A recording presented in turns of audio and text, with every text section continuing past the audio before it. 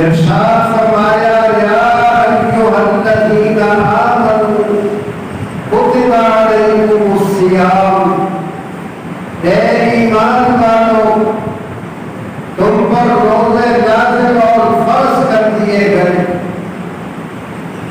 اللہ تعالیٰ نے روزوں کی فرضیت کا حکم بعد میں دیا اور میری اور آپ کی تعریف و توصیف پہلے کی۔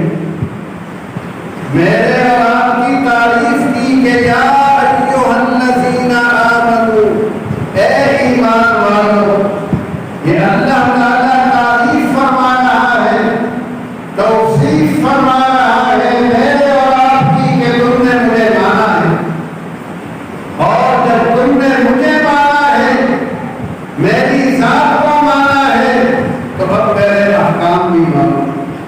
جب مجھے مانتے ہو، مجھے اپنا اللہ، اپنا حاکم، اپنا خالق، اپنا رازق مانتے ہو، تو پھر اپنے خالق کا کہنا بھی مانو۔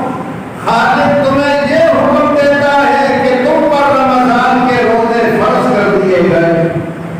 یہ رمضان کے روزے یہ تمہاری ثوابدید پر نہیں ہے کہ جی چاہے تو رکھ لو اور جی چاہے تو نہ رکھو، یہ تمہاری مرضی پر، تمہاری ثوابدید پر یہ روزے نہیں، یہ ہمارا حکم ہے کہ اس ماہ مبارکہ کو روزے میں گزارو۔ سال کے 11 مہینے ہیں، اس میں کوئی روزہ تم پر لازم نہیں۔ سال کے 11 مہینوں میں چاہو روزہ رکھو یا نہ رکھو، یہ تمہاری مرضی ہے، یہ تمہاری ثوابدید ہے۔ چاہو تو جمعرات کا روزہ رکھو، پیر کا روزہ رکھو، مہینے میں 12، 13، 14، 15 دنوں 48 کا روزہ رکھو، لیکن رمضان میں کوئی ثوابدید نہیں۔ یہ روزے رکھنے، یہ روزے تم پر لازم کر دیے گئے، اور صرف تم پر ہی نہیں، تم سے پہلے اس روئے زمین پر جتنے انبیاء آئے ہیں، ان کے پیروکار آئے ہیں، صاحبان ایمان آئے ہیں، ان سب پر یہ روزے لازم کیے گئے۔ ارشاد فرمایا کما کتب علی الذین من قبلکم، یہ روزے صرف تم پر ہی لازم نہیں، تم سے پہلے جو اس روئے زمین پر لوگ آئے ہیں، صاحبان ایمان آئے ہیں، انبیاء کرام کے پیروکار آئے ہیں، ان پر بھی یہ روزے لازم کیے گئے۔ مفسرین لکھتے ہیں کہ حضرت نوح علیہ السلام اور ان کی امت پر بھی روزے فرض ہیں۔ کون سے روزے؟ ایک طبقہ اہل علم کا کہتا ہے رمضان کے روزے یہودیوں پر، عیسائیوں پر۔ حضرت موسیٰ علیہ السلام کی امت یہود کہلاتی ہے، حضرت عیسیٰ علیہ السلام کے ماننے والے نصارہ عیسائی کہلاتے ہیں۔ یہ یہودیوں پر بھی لازم تھے، یہ عیسائیوں پر بھی لازم ہے۔ یہود بھی روزہ رکھتے ہیں، عیسائی بھی روزہ رکھتے ہیں، میرے حبیب کی امت یہ روزے تم پر بھی لازم کیے گئے۔ اور کیوں لازم کیے؟ اللہ کا فائدہ ہے اس میں، اللہ کی حکومت اور وسیع ہو جائے گی، اللہ کو قوت اور طاقت ہم سے مل جائے گی۔ اللہ کا کوئی فائدہ نہیں اس میں، میرے اور آپ کے روزہ رکھنے سے اور نہ رکھنے سے نہ اللہ کو کوئی فائدہ پہنچے گا اور نہ رکھنے سے اللہ کو کوئی نقصان پہنچے گا۔ اس کی سلطنت میں، اس کے اقتدار میں، اس کے اختیار میں کوئی کمی نہیں آئے گی۔ یہ فائدہ میرے اور آپ کے لیے۔ ارشاد فرمایا لعلکم تتقون، روزہ اس لیے لازم کیا گیا کہ تم گناہوں سے بچنے والے ہو جاؤ۔ لعلکم تتقون المعاصی، تاکہ تم گناہوں سے بچنے والے ہو جاؤ۔ جب روزہ ہوتا ہے تو طبیعت، مزاج نیک کاموں کی طرف راغب ہو، نماز کی طرف،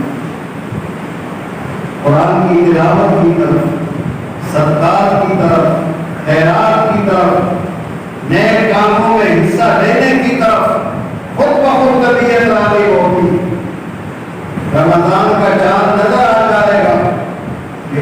محمدی آپ کی اس میں دل دھرنے کی جگہ نہیں ہوگی.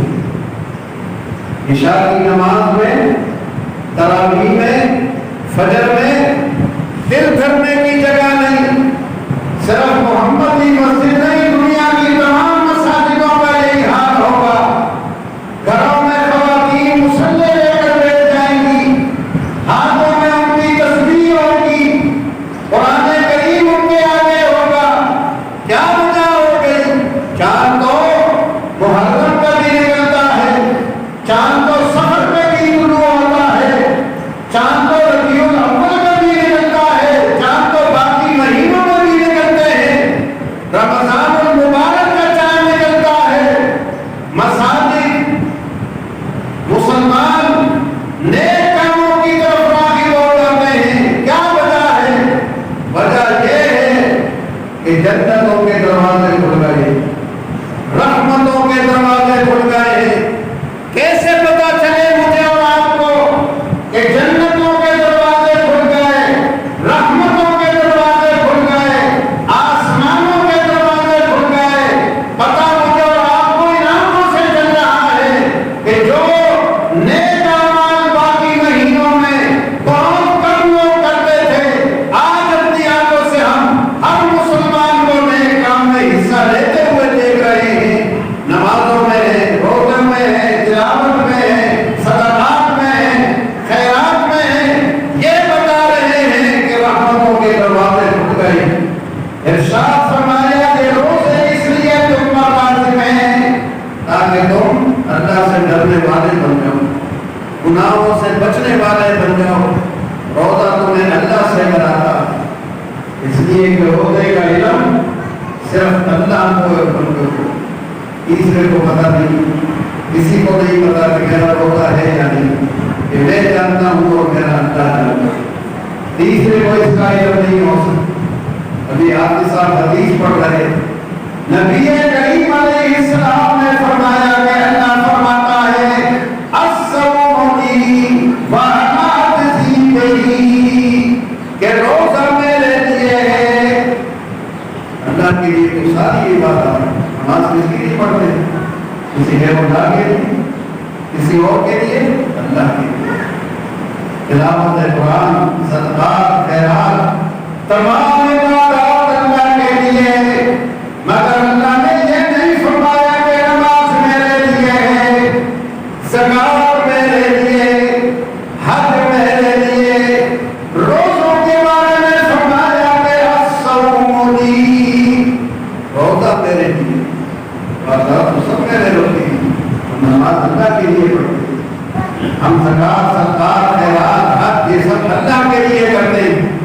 مگر اللہ نے کیا فرمایا کہ نماز میرے لیے ہے، روزہ میرے لیے ہے، زکات میرے لیے ہے.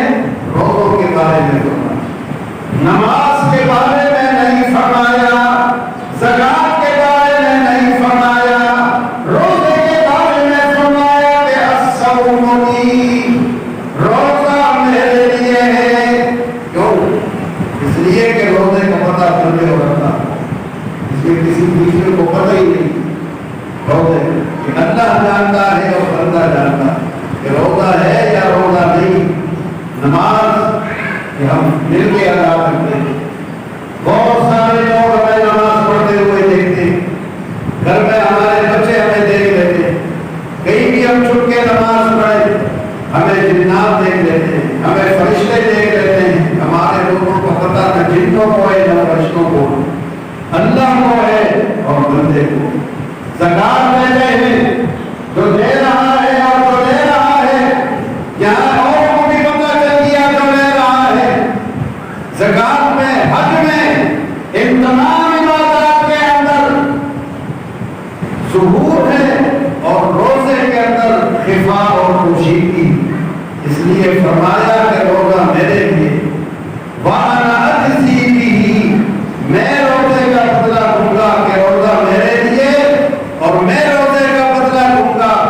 روزہ وہ عبادت ہے جو اللہ کا ڈر اور خوف پیدا کرتا ہے. کس طرح پیدا کرتا ہے؟ کس طرح بندہ اللہ سے ڈرتا ہے؟ پیاس شدید لگی ہوئی، حلق، سوکھ گیا, زبان میں کانٹے پڑ گئے, گھر میں ٹھنڈا پانی بھی ہے, گھر میں مشروبات بھی ہیں, لیکن نہ ٹھنڈا پانی پیتا ہے نہ مشروبات کی طرف آپ پڑھتے ہیں. کوئی دیکھنے والا بھی نہیں کہ اس کو تانا دے دے کہ تو روزہ نہیں رکھتا, کوئی تانا دینے والا بھی نہیں. تو کیا وجہ ہے کہ نہ وہ پانی پیتا ہے نہ وہ مشروبات کی طرف پڑھتا ہے. اس وقت اس کا دل, اس کی روح کیا کہتی ہے کہ مجھے کوئی دیکھنے والا نہیں, مجھے میرا اللہ دیکھ رہا ہے. یہ کیفیت کون سی عبادت پیدا کرتی ہے؟ یہ روزہ پیدا کرتا. اس لیے فرمایا لعلکم تتقون, روزہ رکھو تاکہ اللہ سے ڈرنے والے ہو جاؤ. جب روزوں میں اللہ سے ڈرو گے, 30 دن اس طرح گزار دو گے, تو پھر باقی جو 11 مہینے ہیں ان میں بھی ڈرنے کی کیفیت باقی رہے گی. اور جب گناہ کی طرف قدم بڑھیں گے تو اللہ یاد آ جائے گا, روزے کی برکات اور ثمرات ظاہر ہو جائیں گے. اس لیے روزہ ایک اللہ کا خوف اور اللہ کا ڈر پیدا کرتا ہے. تو فرمایا کہ ایام معدودات, یہ روزہ کبھی عرصے کے لیے نہیں ہے, یہ بہت بڑے عرصے کے لیے ہم نے روزے لازم کر دیے. یہ گنے چنے دن, یہ 1 مہینے کے روزے ہیں. اللہ تعالیٰ چاہتا تو حکم دیتا کہ 11 مہینے روزے رکھنے, اور 1 مہینہ کھاؤ گے پیو گے. 6 مہینے روزے رکھنے ہیں, 6 مہینے کھانا پینا ہے. اللہ تعالیٰ نے فضل و کرم کیا, ہماری کمزوری کو اس نے پہچانا اور فرمایا ایام معدودات, گنے چنے دن ہیں روزوں, 30 دن ہے, مہینہ ہے روزوں کا. اس 1 مہینے میں تم نے روزے رکھنے ہیں, آگے اس کی اور مہربانی ہے. ارشاد فرمایا فمن کان منکم مریضا او علی سفر فعدۃ من ایام اخر, تم میں جو کوئی بیمار ہو اس کو یاد کہ روزہ نہ رکھے. یہ مہربانی دیکھو اپنے رب مہربان نہ ہوتا, فرماتا کہ بیمار پر, صحت مند پر, سب پر روزے, سب میں روزہ رکھنا ہے. ارشاد فرمایا فمن کان منکم مریضا, تم میں کوئی بیمار ہو. کیسی بیماری؟ ایک معمولی بیماری ہے, کھانسی ہے, نزلہ ہے, سر درد ہے, ہاتھ میں درد ہے, پیر میں درد ہے. ان بیماریوں میں روزہ رکھا جائے. یہ خطرناک بیماریاں نہیں ہیں, یہ جان لیوا بیماری نہیں ہے, یہ شدید تکلیف پیدا کرنے والی بیماریاں نہیں ہیں. اگر ایسی بیماری میں مبتلا ہو کہ جس پہ روزہ نہیں رکھ سکتے, روزے خراب, پانی کی بہت ضرورت پڑتی ہے پینے, پھیپھڑے خراب, ٹی بی کی بیماری, روزہ نہیں رکھ سکتے ہو, دل کی بیماری ہے, شوگر کی بیماری ہے کہ بار بار کھانے کی حاجت پڑتی ہے, بار بار ضرورت پڑتی ہے میٹھا کھانے کی اور چیزوں کی, شوگر کم ہو جاتی ہے, اور پھر تمہیں اجازت کہ روزے نہ رکھو. کب رکھو گے؟ جب تمہیں شفا ہو, تندرست ہو جاؤ, اور پھر جتنے روزے تم نے چھوڑے ان لوگوں کی قضا کرو. حضرت امام بخاری رحمۃ اللہ تعالیٰ علیہ وہ کہتے مجھے بیماری تکلیف, ان کے استاد اسحاق بن راہویہ کہ ان کے استاد فرماتے ہیں کہ مجھے عیادت کرنے کے لیے آئے, بیمار کرسی کے لیے آئے, انہوں نے مجھے کھاتا ہوا دیکھا. جب وہ بیمار کرسی کرنے کے لیے آئے تو رمضان کے مہینے میں میرا روزہ نہیں تھا. انہوں نے کہا کہ روزہ نہیں رکھا. میں نے کہا کہ میں نے بیماری دی, اور میں نے حدیث ان کے آگے بیان کر دی. تکلیف ہو, بیماری ہے, جس پہ روزہ نہیں رکھ سکتا ہے, یا روزہ رکھ لیتا جائے مگر بیماری لمبی ہو جائے گی۔ اگر روزہ رکھے گا تو بیماری لمبی ہو جائے گی، صحت پانے میں مہینوں لگ جائیں گے، یا بیماری بڑھ جائے گی تو اجازت ہے کہ روزہ نہ رکھے۔ پھر کب رکھے؟ اپنے پاس لکھ کے رکھے کاپی میں، اپنے پاس شمارہ رکھے کہ اتنے روزے میں نے نہیں رکھے، جب شفا یاب ہو جائے تو ان روزوں کی قضا کرنی، ان روزوں کو رکھنا ہے۔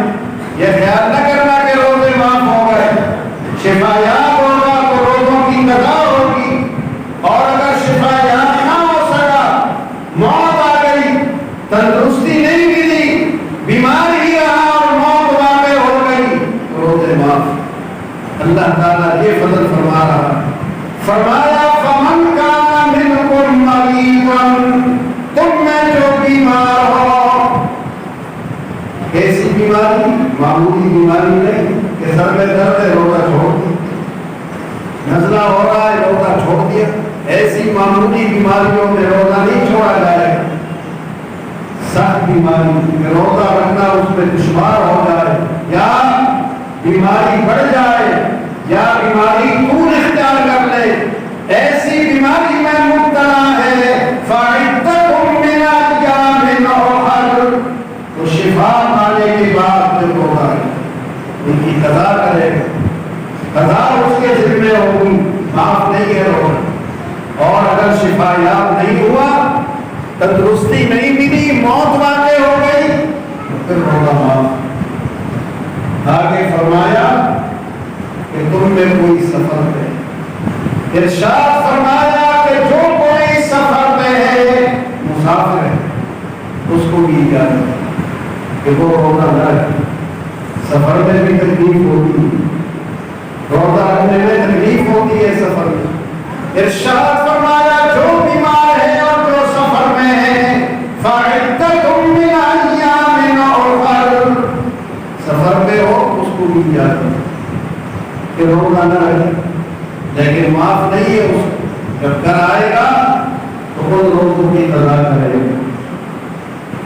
اور اگر سفر میں ہی موت واقع ہو گئی، گھر ہی نہیں پہنچ پایا، اس پر بھی روزے معاف۔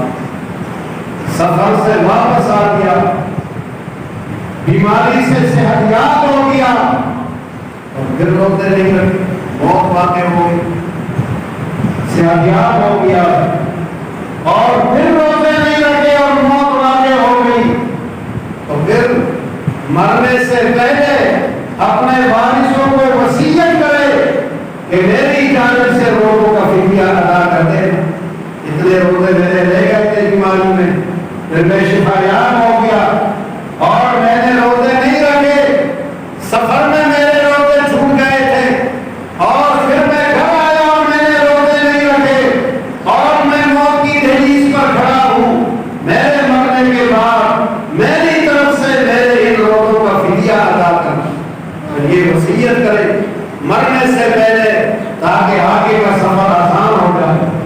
آگے بہت مشکل سفر آ رہا ہے، آخرت کا سفر بہت مشکل سفر ہے، اس سفر کو آرام دہ بنانا ہے، اس سفر کو آرام دہ بنانے کے لیے ضروری ہے کہ وصیت کر جائے۔ آگے اللہ تعالیٰ نے اور مہربانی، ایسا رحیم ہے، کیسا مہربان ہے ہم پہ۔ آگے فرمایا فَعَلَى الَّذِينَ يُطِيقُونَهُ فِدْيَةٌ طَعَامُ مِسْكِينٍ، اور وہ جو روزے کی طاقت ہی نہیں رکھتے، وہ ایک مسکین کا فدیہ ہے۔ روزے کی طاقت ہی نہیں، بہت بوڑھے ہو گئے، مرد بہت بوڑھا ہو گیا، عورت بہت بوڑھی ہو گئی، روزہ رکھ ہی نہیں سکتی، دن میں کئی بار انہیں کھانا پڑتا ہے، کھائے نہ تو ہاتھ پیر لرزنے لگے، ہاتھ پیر کانپنے لگے، 80 سالہ عمر ہو گئی، 90 سالہ عمر، کہ ہاتھ پیر اب کام رہے ہیں، کھائے بغیر ان کو قوت اور طاقت نہیں ملتی، انتہائی بوڑھے ہو گئے کہ اب روزہ رکھنے کی طاقت ہی نہیں ہے، اور آئندہ بھی امید نہیں کہ طاقت آ جائے، اب دن ب دن موت سے نزدیک ہوتے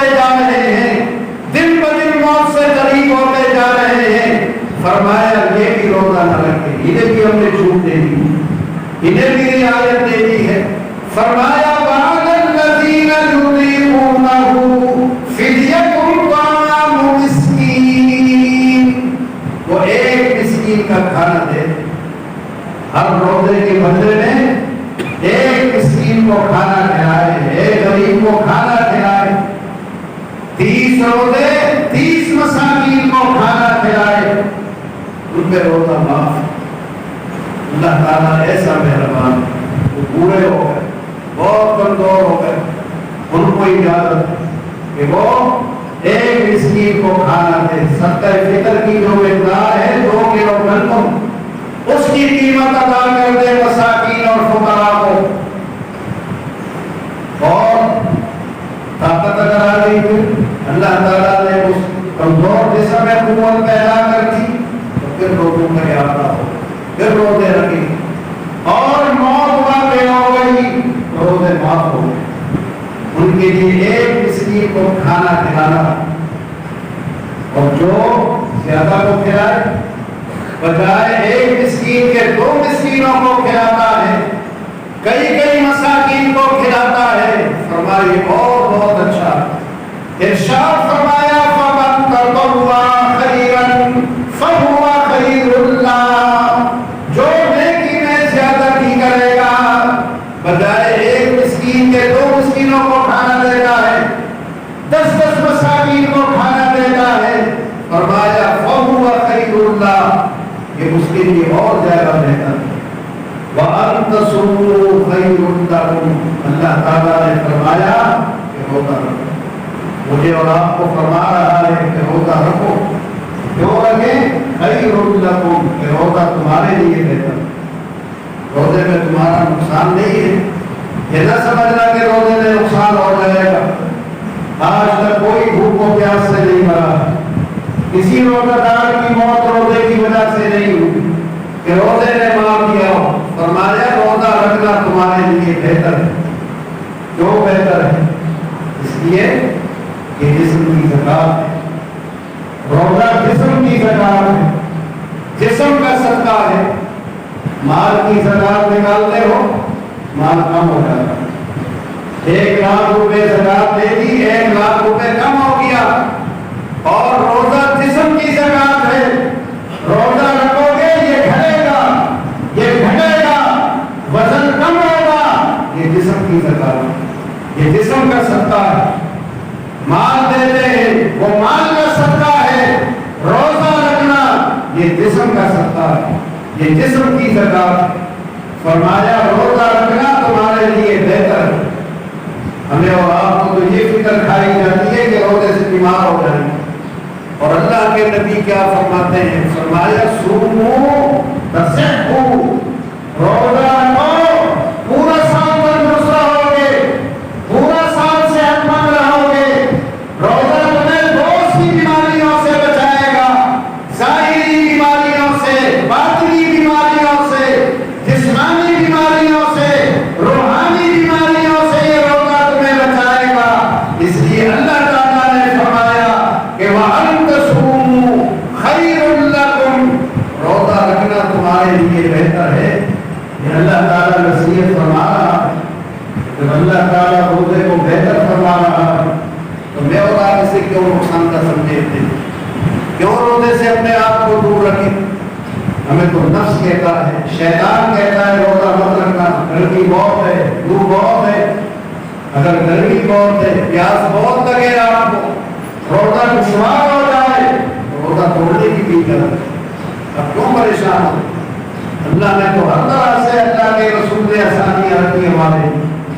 اگر روزے میں تکلیف پیدا ہو گئی، روزہ رکھنا دشوار ہو گیا، تو آپ پر روزہ پورا رکھنا لازم نہیں ہے، آپ توڑ دیں روزے کو توڑنے کی بھی اجازت ہے۔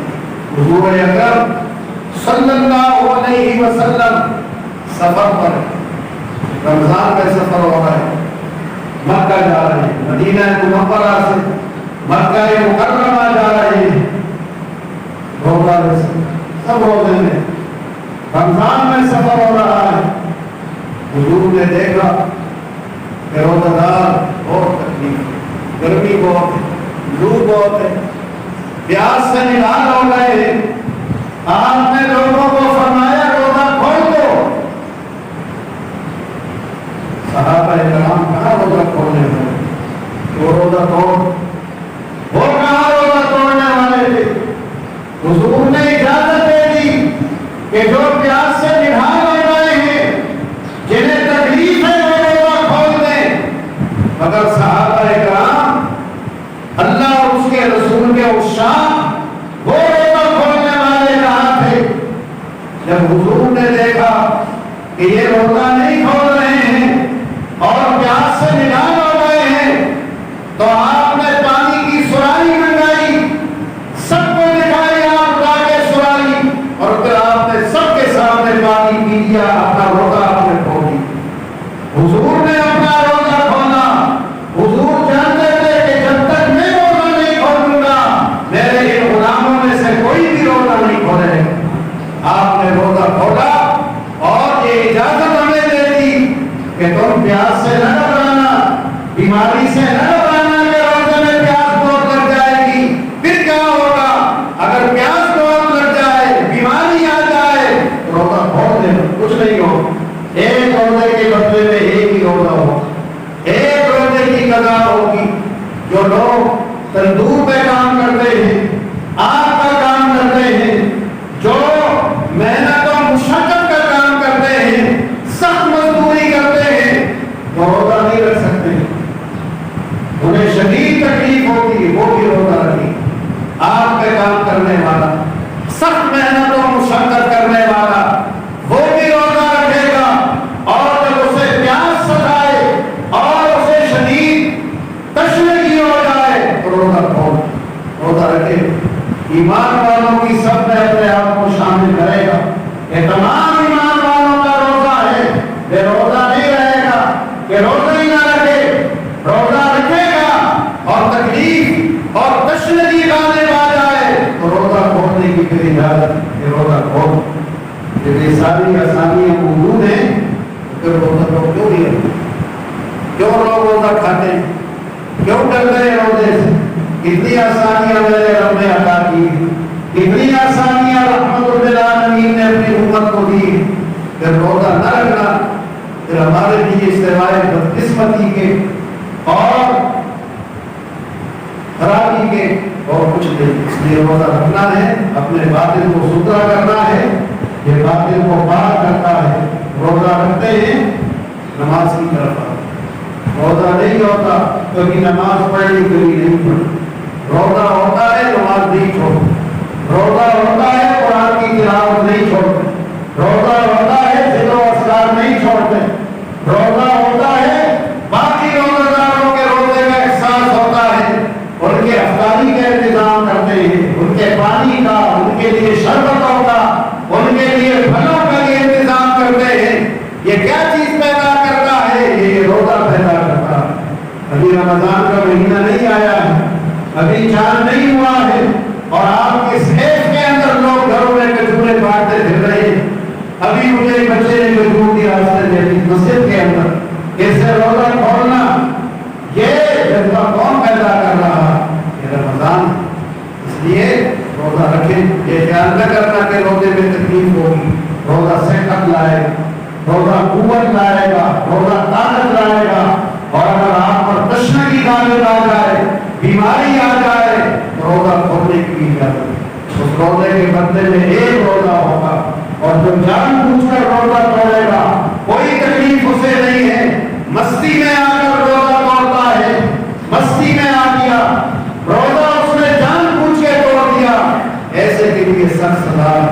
اب وہ 2 مہینے کے روزے رکھے، اس ایک روزے کے بدلے میں اب وہ 60 روزے رکھے گا.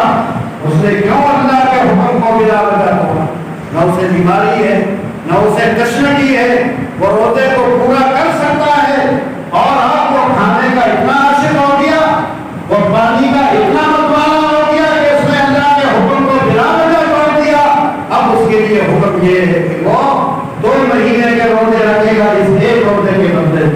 اس کے لیے اب یہ سزا، وہ روزہ نہ رکھ سکے تو بجائے 1 مسکین کو کھانا دینے کے اب 60 مسکینوں کو کھانا کھلائے، 60 مساکین کو کھانا کھلائے گا. کہ اس کے لیے جو جان بوجھ کے روزہ توڑتا ہے، بنا ضرورت توڑتا ہے، بغیر کسی تکلیف کے توڑتا ہے، اس کے لیے سزا ہے، اور جو تکلیف میں توڑتا ہے اس کے لیے تو رحمت کا معاملہ، اس کے ساتھ تو رعایت کے معاملے۔